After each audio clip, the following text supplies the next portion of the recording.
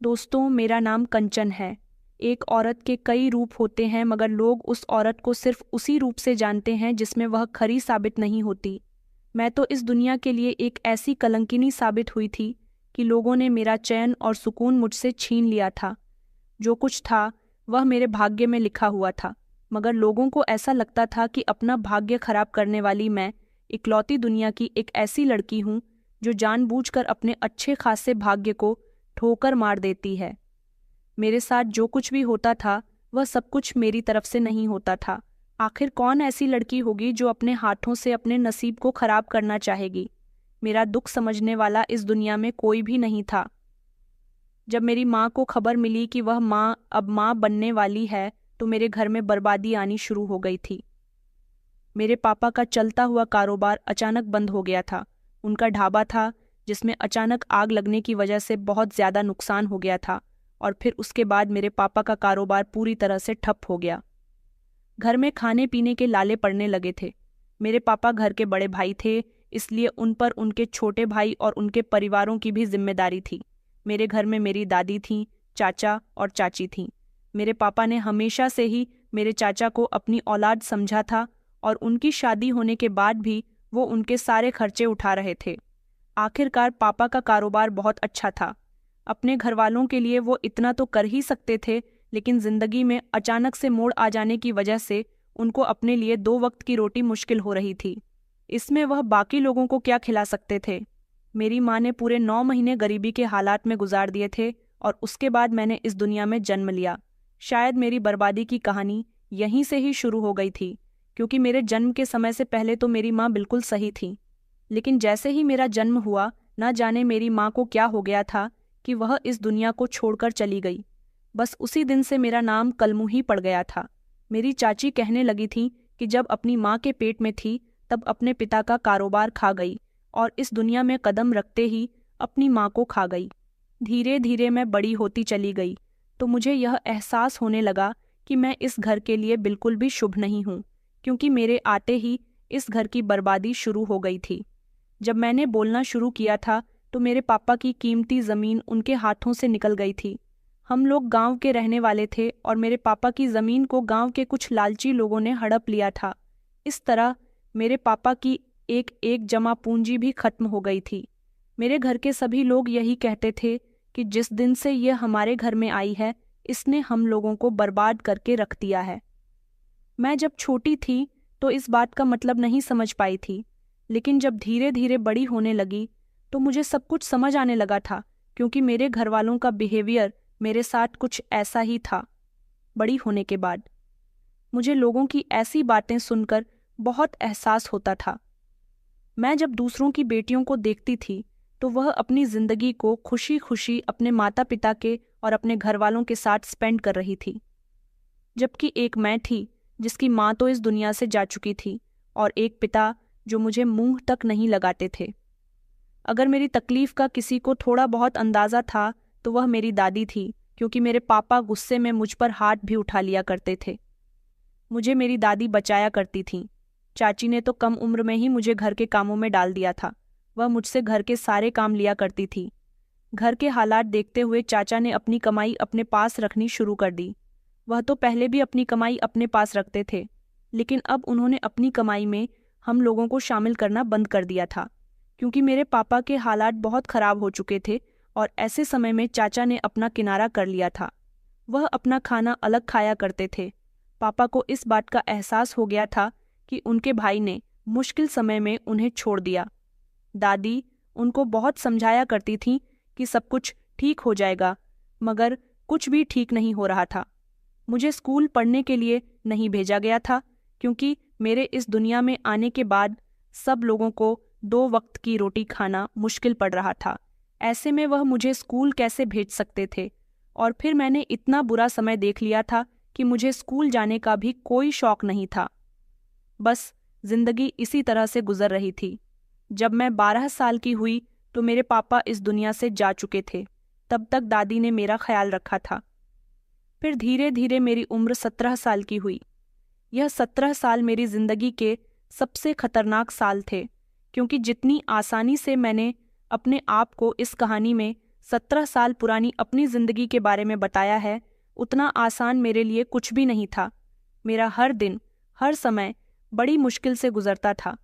आसपास के लोग भी मुझे कलमुही और अपशगुनी कहते थे। जब मैं छोटी थी और गली मोहल्ले में खेलने के लिए निकल जाती थी, तो मोहल्ले के बच्चे मेरे साथ नहीं खेलते थे।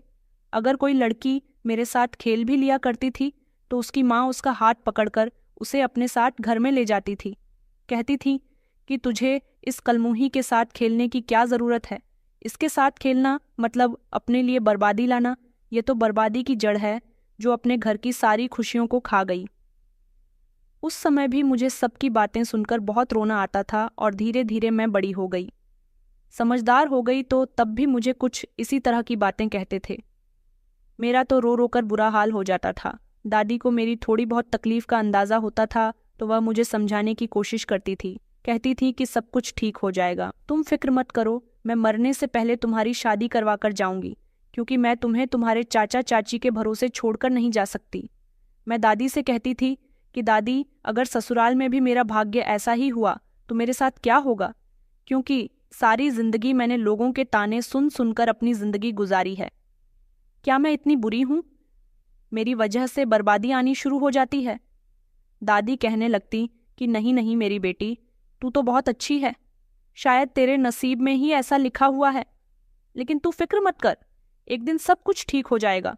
तेरी जिंदगी में भी ढेर सारी खुशियां आएंगी, क्योंकि भगवान के घर में देर है पर अंधेर नहीं है।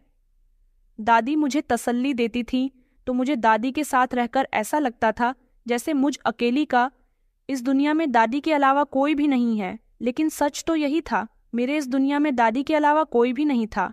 एक वही थी जो मुझे समझती थी, अपना मानती थी, मगर फिर वह भी बीमार रहने लगी थी। उनकी भी उम्र काफ़ी हो गई थी। चाचा चाची को तो दादी और मुझसे कोई मतलब ही नहीं था। पापा के दुनिया से चले जाने के बाद उन्होंने दादी को और मुझे इस घर में लावारिसों की तरह जगह दी हुई थी। अपनी तबीयत की तरफ देखते हुए दादी ने चाचा से कहा था कि मैं कंचन का रिश्ता करना चाहती हूँ, उसकी शादी करके उसे उसके घर का कर देना चाहती हूँ, फिर चाहे मैं मर जाऊं तो मुझे सुकून तो रहेगा। चाचा चाची के तो अपनी कोई औलाद नहीं थी। अगर वह चाहते तो मुझे अपनी औलाद समझ सकते थे, लेकिन उन्होंने तो मुझे कभी इंसान ही नहीं समझा था। चाची तो मुझे अपने कमरे में भी आने नहीं देती थी। कहती थी कि नहीं नहीं, मेरे कमरे में कदम मत रखना, मैं नहीं चाहती कि हम तेरी वजह से किसी बड़ी मुसीबत का शिकार हो जाए। मैं इसीलिए चाची से उनके दरवाजे तक ही रहकर बात करती थी। घर के ऐसे हालत देखते हुए ही दादी ने सोचा था कि वह अपने जीते जी मेरी शादी कर दे, क्योंकि अगर वह भी इस दुनिया में नहीं रही तो फिर मैं कहाँ जाऊंगी, मुझे कौन समझेगा। चाचा ने तो कह दिया था कि आप चाहो तो इसकी शादी कर सकती हो, मगर मेरे पास इसे देने के लिए कुछ भी नहीं है।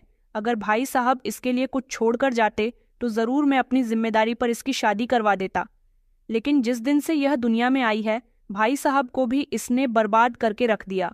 और तो और इस कलमुही से शादी कौन करेगा? इसे तो पूरा गांव जानता है कि जिस दिन से यह दुनिया में आई है कैसे कैसे कांड कर चुकी है, तो फिर कौन इसे अपने घर की बहू बनाना चाहेगा। चाचा की ऐसी अजीबोगरीब बातें सुनकर दादी भी उदास हो गई थीं। फिर दादी ने खुद ही मेरे लिए रिश्ता ढूंढने का फैसला किया। मेरी दादी ने मेरे लिए पूरा गांव छान मारा था। शायद मेरे भाग्य में शादी करना भी आसानी से नहीं लिखा था। चाचा ने बिल्कुल सही कहा था, कोई भी मुझे अपने घर की बहू बनाने के लिए तैयार नहीं था। एक दिन तो चाची ने हद ही कर दी थी। उन्होंने मेरी दादी को बताया और कहा कि मैंने कंचन के लिए एक रिश्ता देखा है। दादी कहने लगी कि पहले मैं लड़के को देखना चाहती हूँ, मगर चाची दादी को लड़के से नहीं मिलवाना चाहती थी। बस उन्होंने लड़के की बहुत सारी तारीफ कर दी थी।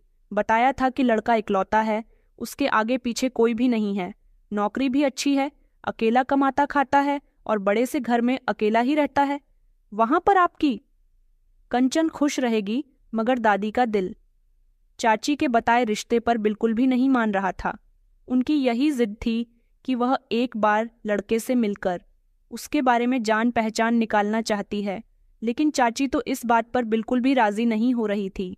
उनका कहना था कि उनकी बात मानकर मेरी शादी उसके साथ करवा दें। फिर चाची ने लड़के का फोटो दादी को दिखा दिया था।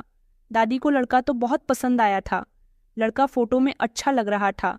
दादी को लगा रियल में भी लड़का ऐसा ही होगा। इसीलिए दादी लड़के से मिले बिना ही इस रिश्ते के लिए मान गई थीं। इस तरह मेरी एक ही हफ्ते के अंदर अंदर शादी होने जा रही थी, क्योंकि चाची ने दादी से कहा था कि लड़का अपने परिवार में अकेला है, इसलिए वह किसी को भी बारात में शामिल नहीं कर सकता।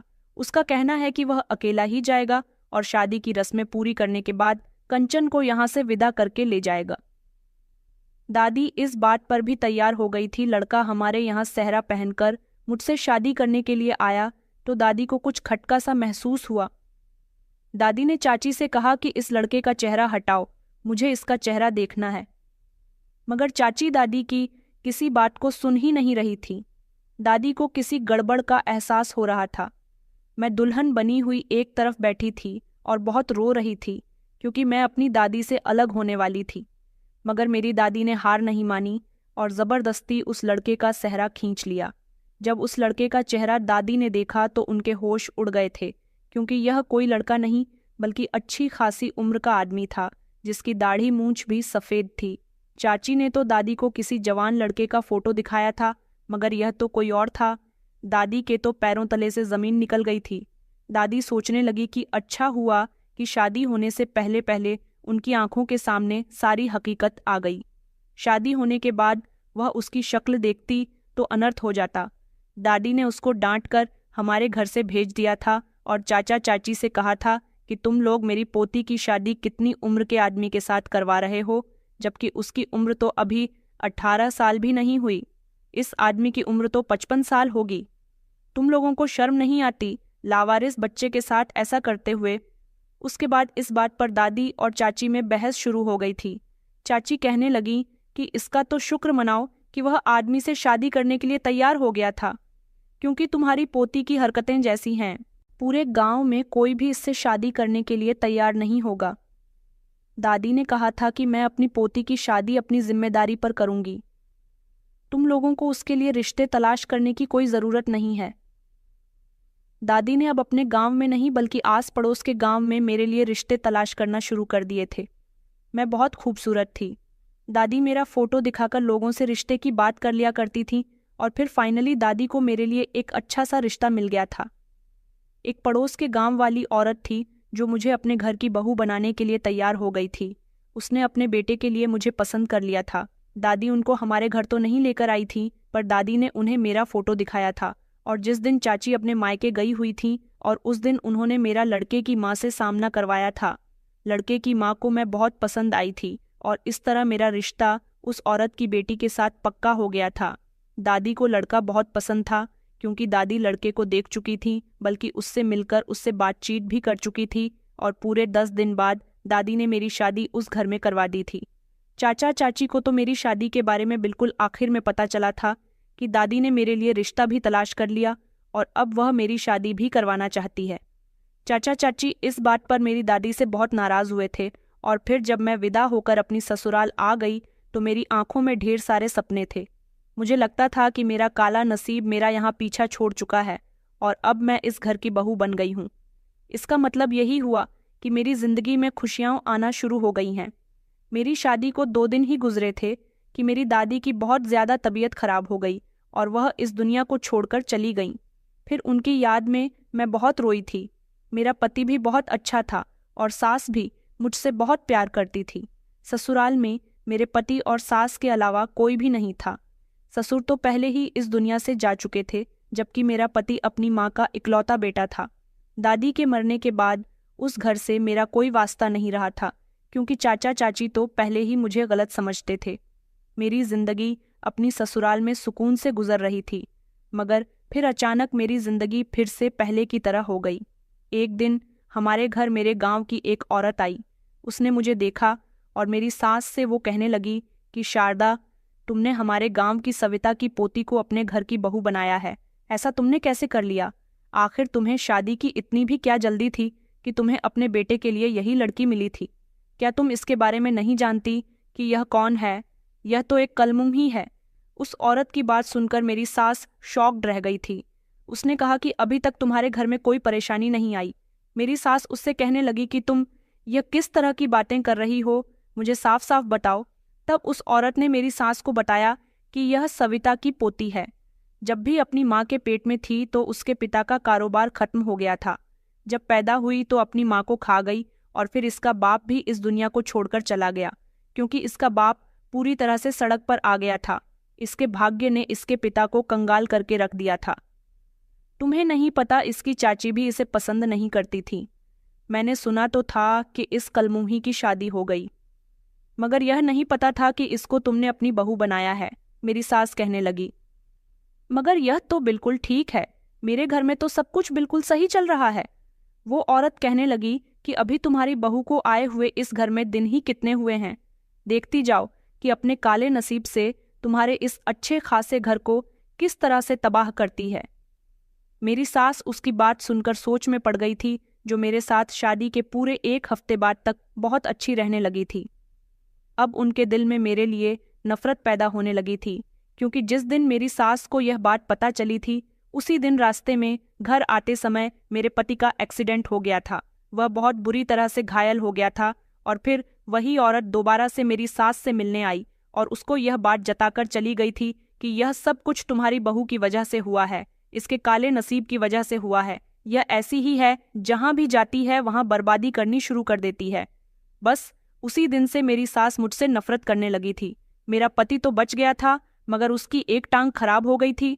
काफी दिनों तक वह अस्पताल में रहा था और फिर घर आ गया, लेकिन मेरी सास ने मेरा जीना दुश्वार करके रख दिया था। उन्होंने मुझे इस घर की नौकरानी बनाकर रख दिया था और वह मुझसे कभी भी सीधे मुंह बात तक नहीं करती थी। मैं उन्हें यकीन दिलाने की कोशिश करती थी कि मैं यह जानबूझकर कुछ भी नहीं करती, सब कुछ खुद ही हो जाता है। मेरी सास का कहना था कि मेरे तो कर्म ही फूट गए हैं तुझे अपने घर की बहू बनाकर। मुझे नहीं पता था कि तू इतनी करमजली है, वरना तो मैं तुझे कभी भी अपने बेटे की पत्नी नहीं बनाती। मुझे पहले ही अगर सच्चाई के बारे में पता होता तो मेरे बेटे के साथ ऐसा ना होता, क्योंकि एक्सीडेंट में मेरे पति की एक टांग चली गई थी और मेरे पति का ऑपरेशन हुआ था। डॉक्टरों ने मेरे पति के टांग ऑपरेशन के जरिए ठीक तो कर दी थी, क्योंकि आजकल साइंस ने बहुत तरक्की कर ली है, मगर मेरे पति को पूरे 1 साल तक बिस्तर पर रहने के लिए कहा गया था। मैं अपने पति की खूब सेवा किया करती थी और मेरी सास यही समझती थी कि मेरे पति के एक्सीडेंट में मेरा ही हाथ है। मेरी शादी को 2 महीने गुजर गए थे जब एक दिन मेरी चाची भी हमारे घर पर आ गई और उन्होंने मेरी सास से कहा कि मुझे पता चला कि आपके बेटे का एक्सीडेंट हो गया, तो मैं देखने के लिए आ गई थी। मेरी सास उनसे ठीक से बात तक नहीं कर रही थी, क्योंकि उनको गुस्सा आ रहा था। चाची शादी के बाद तो कभी नहीं आई थी और मेरे पति के एक्सीडेंट को भी काफी दिन हो गए थे। वह मेरे पति के हालचाल लेने नहीं, बल्कि मेरी सास को भड़काने के लिए आई थी। उन्होंने मेरी सास से कहा था कि अब तो आपके घर में बर्बादी आना शुरू हो गई है। धीरे धीरे देखो आप किस तरह से बर्बाद होती हो। मेरी सास कहने लगी कि अगर ऐसी ही बात थी तो शादी के समय तुमने क्यों मुझे यह सब कुछ नहीं बताया? मैं तो कभी भी इसको अपने घर की बहू नहीं बनाती। तो मेरी चाची कहने लगी कि मेरी सास ने हम लोगों को कुछ भी नहीं बताया था।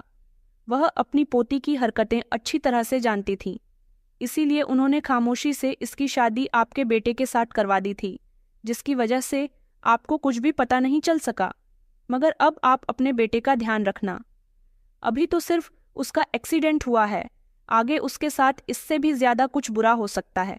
ये बात सुनकर मेरी सास बहुत ज्यादा डर गई थी और कहने लगी कि नहीं नहीं, मेरा बेटा इकलौता है, मैं अपने बेटे को खोना नहीं चाहती।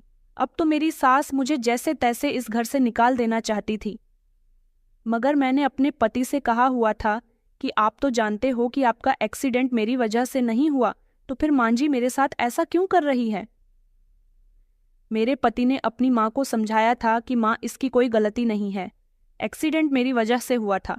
मेरा मोबाइल पर ध्यान था और मैं बाइक चला रहा था, बस इसी वजह से मेरी बाइक स्लिप हो गई। मगर मेरी सास फौरन ही उसको यकीन दिलाने की कोशिश करती थी कि तुम्हारी पत्नी का काला नसीब है, तो मेरी मानो तो इसे छोड़ दो, ये तुम्हारे लिए बिल्कुल भी ठीक नहीं है। इसके बारे में लोग अच्छा नहीं कहते। और अब तो मुझे भी यकीन हो गया कि यह सच में कलमुह ही है। मैं अपनी सास को समझाने की बहुत कोशिश करती थी। उन्हें खुश रखने के लिए मैं दिन रात उनकी सेवा में लगी रहती थी। एक तरफ अपने बीमार पति को देखती तो दूसरी तरफ अपनी सास को मनाने में लगी रहती थी। मगर मेरी सास का दिल तो जैसे मेरी तरफ से पत्थर का हो गया था, क्योंकि पहले तो यह बात मेरे अपने गांव में फैली हुई थी कि मैं कलमुही हूँ, मगर धीरे धीरे यह बात अब मेरी ससुराल के गांव में भी फैल गई थी और गांव की सारी ही औरतें मेरी सास को भड़काकर घर से चली जाती थीं। मेरी सास मुझसे नफरत करने लगी थी। उन्हें अब मेरा अपने घर में रहना बिल्कुल भी पसंद नहीं था। वक्त इसी तरह से धीरे धीरे गुजर गया था और फिर मेरी शादी को पूरे 10 महीने हो गए थे जब एक दिन मेरी सास ने मुझसे कहा कि लोग तेरे बारे में बिल्कुल सही कहते हैं। तू कलमुही होने के साथ साथ बांझ भी हो चुकी है, जो अभी तक मेरे बेटे को एक बच्चा तक नहीं दे सकी है। मेरा बेटा इकलौता बेटा है। हमारे गांव में 3 लोगों की शादी तेरी शादी के बाद हुई थी और वह तीनों ही औरतें गर्भवती हैं, मगर तू अभी तक गर्भवती भी नहीं हुई है। मैंने कहा कि मान जी, यह सब कुछ मेरे हाथ में नहीं है, मगर मेरी सास तो मेरी बात को मानने के लिए तैयार ही नहीं थी। वह बार बार मेरे पति को यही कहती थी कि बेटा तुम इसे छोड़ दो, मैं तेरी शादी दूसरी लड़की के साथ करवा दूंगी। अभी भी वक्त है, सब बर्बाद होने से पहले इसे छोड़ दे, वरना एक दिन बहुत पछताएगा। मेरे पति के दिमाग में कभी कभी अपनी माँ की बात आ जाती थी, क्योंकि अब तो वह भी यह बात देखने लगा था कि हमारी शादी को 10 महीने गुजर गए हैं और अभी तक मैं प्रेग्नेंट नहीं हुई हूँ। मेरे पति को बच्चों का बड़ा ही शौक था, इसलिए वह छुट्टी वाले दिन पड़ोस के बच्चे लेकर घर में आ जाता था। लेकिन जब मैं उन बच्चों को गोद में लेती थी तो मेरी सास मेरी गोद से बच्चे छीन लिया करती थी और कहती थी कि अगर इस बच्चे की माँ को पता चल गया कि मैंने इसको तेरी गोद में दिया है तो इसकी माँ कभी भी हमारे घर नहीं भेजेगी। अपनी सास की ऐसी बातें सुनकर मेरा दिल बहुत दुखता था। मेरी आंखों में आंसू आ जाते थे। मैं अपनी किस्मत पर सारी सारी रात रोती रहती थी। इसी तरह मेरी शादी को 1 साल से ज्यादा हो गया था।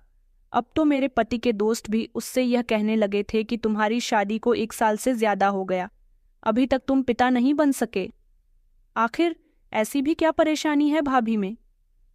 उसकी बात पर मेरा पति खामोश हो जाता था और उनके जाने के बाद वह मुझसे नाराजगी जताता था।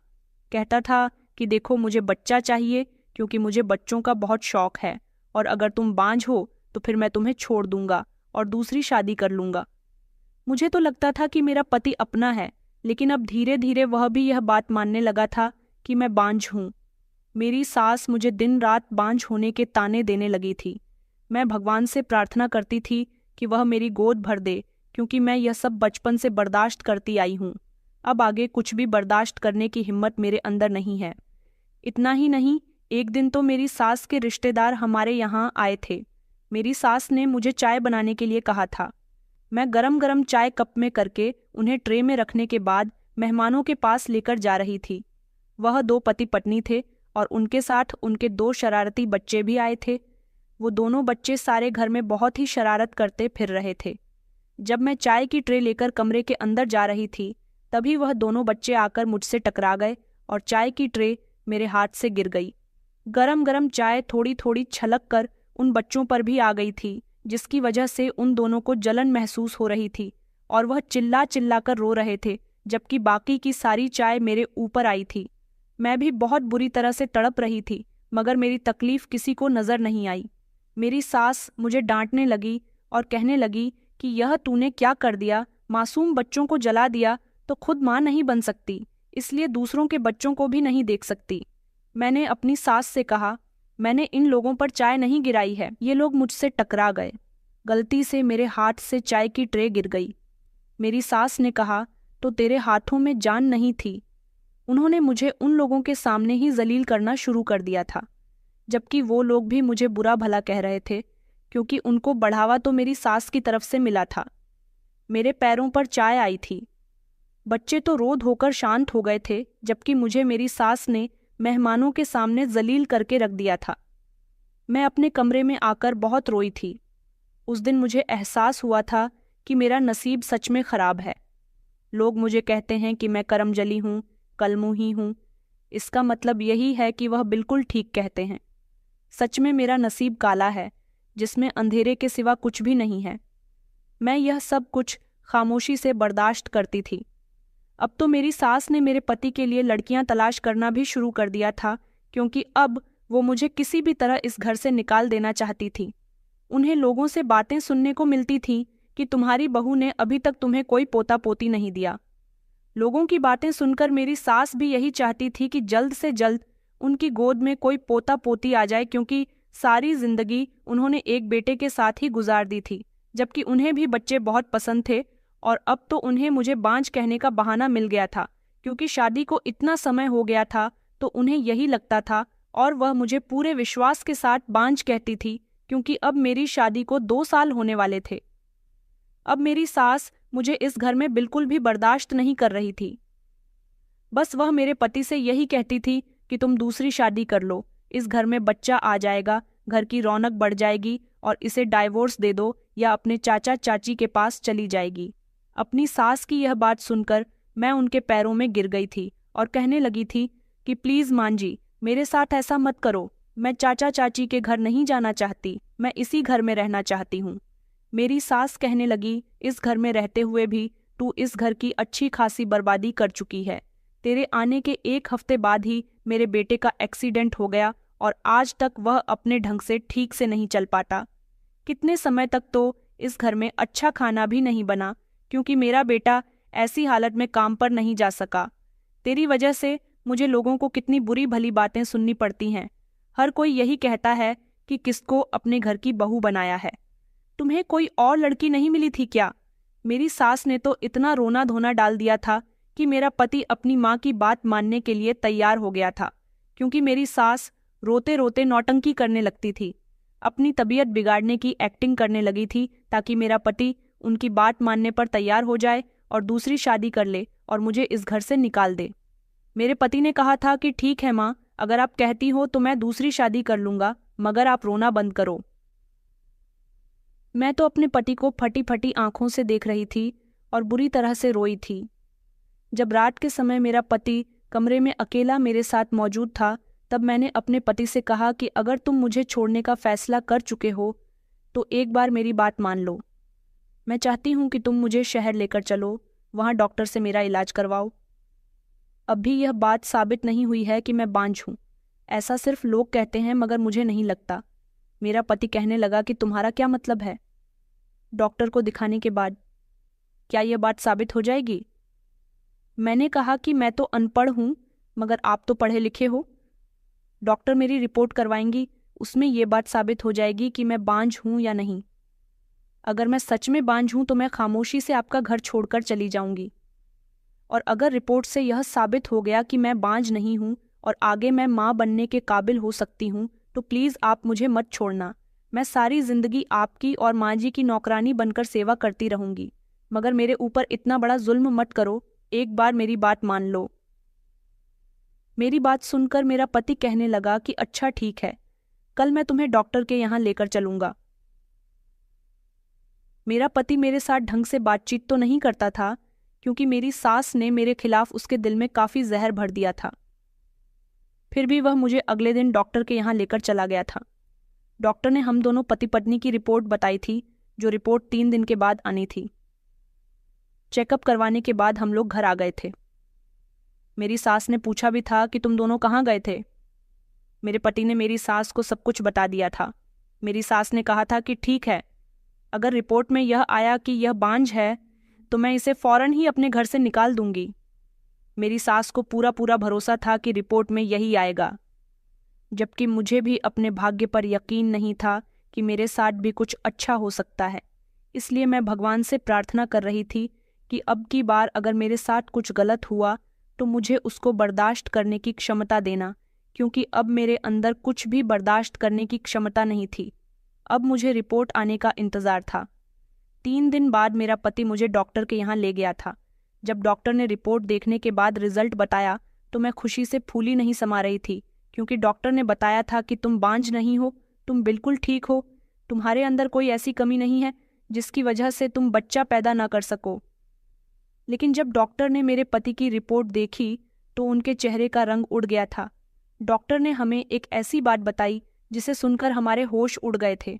डॉक्टर ने कहा कि आप तो बिल्कुल ठीक हो, मगर आपके पति बच्चा पैदा करने काबिल नहीं है। वह नामर्द है और सारी जिंदगी शायद वह बच्चा पैदा नहीं कर सकेंगे। मुझे तो डॉक्टर की बात पर यकीन भी नहीं आया था। मैंने कहा था कि डॉक्टर ऐसा नहीं हो सकता, मेरे पति तो बिल्कुल ठीक है। डॉक्टर कहने लगी कि जैसा रिपोर्ट बता रही है हम भी आपको ऐसा ही बता रहे हैं। मेरे पति यह बात सुनकर खामोश हो गए थे और फिर हम अस्पताल से बाहर आ गए थे। मेरे पति चल तो सकते थे, मगर वो पहले की तरह नॉर्मल नहीं थे। वह लंगड़ाकर चलते थे और मैं उनको सहारा दिया करती थी। मेरे पति ने मुझे बैठने के लिए कहा, इसलिए हम अस्पताल के बाहर ही एक किनारे की तरफ बैठ गए थे। जब मेरे पति ने मेरे आगे हाथ जोड़ लिए और कहने लगे कि मुझे माफ़ कर दो कंचन, मैं अपनी माँ की बातों में आ गया था जो तुम पर इतना गुस्सा करने लगा था। मुझे भी यही लगता था कि तुम मुझे बच्चों का सुख नहीं दे सकती हो। इसका मतलब यही है कि मैं तुम्हारे बारे में बिल्कुल ठीक कहती है, मगर तुमने तो मेरी माँ की बहुत सारी बातें सुनी हैं और मेरी नाराज़गी को भी खामोशी से बर्दाश्त किया है। लेकिन कमी तो मेरे ही अंदर है। तुम तो बिल्कुल ठीक हो। मैं तुम्हारे आगे हाथ जोड़ता हूँ। मेरी इस कमी के बारे में मेरी माँ को कुछ मत बताना, क्योंकि मैं उनसे नज़रें मिलाने के काबिल नहीं रहूँगा। मैंने अपने पति से कहा कि आप यह कैसी बातें कर रहे हो? आपकी इज्जत मेरी इज्जत है। भला मैं आपकी इज्जत को खराब होने कैसे दे सकती हूँ? आप फिक्र मत करो, भगवान सब कुछ ठीक कर देगा। हम दोनों ही बहुत परेशान थे और हम दोनों की आंखों में आंसू थे। जब हम घर आए तो मेरी सास हम दोनों का बेसब्री से इंतजार कर रही थी, क्योंकि वह भी यह बात जानना चाहती थी कि हम दोनों की रिपोर्ट में क्या आया है। मेरी सास हमसे पूछने लगी कि बताओ, डॉक्टर ने क्या बताया है? मेरा पति मेरा चेहरा देख रहा था और मैं उसे देख रही थी। तब मैंने शर्मिंदा होते हुए अपनी सास से कहा कि मुझे माफ़ करना माँ जी, आप ठीक कहती थी कि मैं बांझ हूँ, मैं आपको पोता पोती नहीं दे सकती। यह कहकर मैं रोने लगी थी, जबकि मेरी सास बहुत खुश हो गई थी। उन्होंने मेरे पति से कहा कि देखो, मैं कहती थी ना कि यह बांझ है, क्योंकि अगर यह बांझ नहीं होती तो शादी के बाद ही गर्भवती हो जाती। मेरी सास कहने लगी कि अभी भी तुम इसके साथ रहना चाहते हो। मैं तो कहती हूँ कि तुम अब भी जाकर तलाक के पेपर तैयार करवाओ और इसे घर से निकाल दो। फिर मैं तुम्हारी दूसरी जगह शादी करवा दूंगी और तुम जल्दी ही पिता बनने का सुख देख सकोगे। मेरे पति ने अपनी माँ की बात का कोई जवाब नहीं दिया और वह सीधा चलते हुए अपने कमरे में आ गए थे। मैं भी वहां से उनके साथ साथ कमरे में आ गई थी। मेरे पति मेरे सामने बहुत शर्मिंदगी जाहिर कर रहे थे। कहने लगे कि मैं तुमसे नजरें मिलाने काबिल भी नहीं हूँ, क्योंकि तुमने मेरी इज्जत बचा ली है। मैंने अपने पति से कहा कि आप फिक्र मत करो, मैं आपकी पत्नी हूँ, सारी जिंदगी आपका साथ दूंगी। अब तो मेरी सास ने मुझे पहले से भी ज्यादा तंग करना शुरू कर दिया था। अगले दिन सुबह सवेरे ही उन्होंने मेरे कमरे का दरवाज़ा बजा दिया था और कहने लगी थी कि महारानी उठ जाओ, घर का सारा काम करो। मैं खामोशी से घर के सारे काम कर रही थी और मेरी सास बात बात पर मुझे उल्टा सीधा कह रही थी और बार बार मेरे पति से यही कह रही थी कि तुम इसे छोड़ क्यों नहीं देते, तुम इसे कब छोड़ोगे, यह जाएगी तभी तो दूसरी लड़की इस घर में आएगी। मेरा पति अपनी माँ की किसी भी बात का कोई जवाब नहीं देता था और अब तो मेरी सास मुझसे इतनी ज़्यादा तंग आ गई थी कि उन्होंने छोटी छोटी बात पर मुझ पर हाथ उठाना भी शुरू कर दिया था, क्योंकि एक दिन मुझसे सब्जी में नमक मिर्च तेज़ हो गई थी। उस समय मेरा पति घर में मौजूद नहीं था। वह समझती थी कि मैं इन सारी बातों से तंग आकर खुद ही इस घर को छोड़कर चली जाऊंगी, मगर मैं कहीं नहीं जा सकती थी, मेरी मजबूरी थी। जब मेरा पति घर आया और उसने मेरे गाल पर थप्पड़ के निशान देखे तो वह शर्मिंदा होने लगा था और कहने लगा था कि मुझे माफ़ कर दो कंचन, मैं कुछ नहीं कर सकता, तुम बहुत अच्छी हो। मैं अपने पति की बात सुनकर खामोश रहती थी, क्योंकि ऐसा तो मेरे भाग्य में शुरू से ही लिखा हुआ था। उसी रात हमारे घर में चोर घुस आए थे। जब आधी रात के टाइम खटर पटर की आवाज़ सुनकर मैं कमरे से बाहर आई तो पता चला कि चोर किचन से हमारा सिलेंडर और कुछ ज़रूरत का महंगा सामान चुराकर भाग चुके थे। यह खबर जब मेरी सास को पता चली तो वह चीख चीख कर रोने लगी, शोर मचाने लगी और इस सब का जिम्मेदार भी वह मुझे ही ठहराने लगी। उनका शोर सुनकर गांव वालों को भी यह बात पता चली थी, तो गांव के काफ़ी सारे लोग हमारे घर में इकट्ठा हो गए थे और कुछ औरतें मेरी सास से कह रही थीं कि यह सब कुछ तुम्हारी बहू की वजह से हुआ है। हमने तो तुमसे पहले ही कहा था कि यह तुम्हारे घर में किसी को खुश नहीं रहने देगी, तुम्हारे घर में इसी तरह से बर्बादी आएंगी। मेरी सास मेरी तरफ घूर कर देखने लगी। मैंने अपनी सास से कहा कि नहीं माँ जी, इसमें मेरी कोई गलती नहीं है, मैं कुछ नहीं जानती, बल्कि मैं तो खुद। खटके की आवाज़ से कमरे के बाहर आई थी देखने के लिए कि आखिर कौन है, मगर चोर तो भाग चुके थे और सामान भी लेकर जा चुके थे। तभी तो मैंने शोर मचाया है। आखिर इसमें मेरी क्या गलती हो सकती है? मेरी सास ने मेरी किसी बात पर यकीन नहीं किया और गांव वालों के सामने ही मुझे मारना पीटना शुरू कर दिया। उन्होंने मेरा हाथ पकड़ा और वह मुझे घर से निकालने लगी। जब मेरे पति ने मेरी सास को रोक लिया और उनको डांटने लगे कि आप यह क्या कर रही हो इसके साथ। आखिर लोगों के सामने तमाशा बनाना जरूरी है। उन्होंने सब लोगों को डांटकर घर से भगा दिया और घर का दरवाज़ा बंद कर लिया। मेरे पति कहने लगे कि आप क्या कर रही हो माँ, ऐसा भी कोई अपने घर की बहू के साथ करता है। तो मेरी सास कहने लगी कि मैं कुछ नहीं जानती और मैं इसको अपनी बहू भी नहीं मानती। यह मेरी बहू नहीं बल्कि इस घर के लिए बहुत बड़ी मुसीबत है। तुम इसे अभी और इसी वक्त घर से निकालो। मैं इस मनहूस को अपने घर में और बर्दाश्त नहीं कर सकती। तुम्हारी वजह से मैं इसे कुछ नहीं कहती।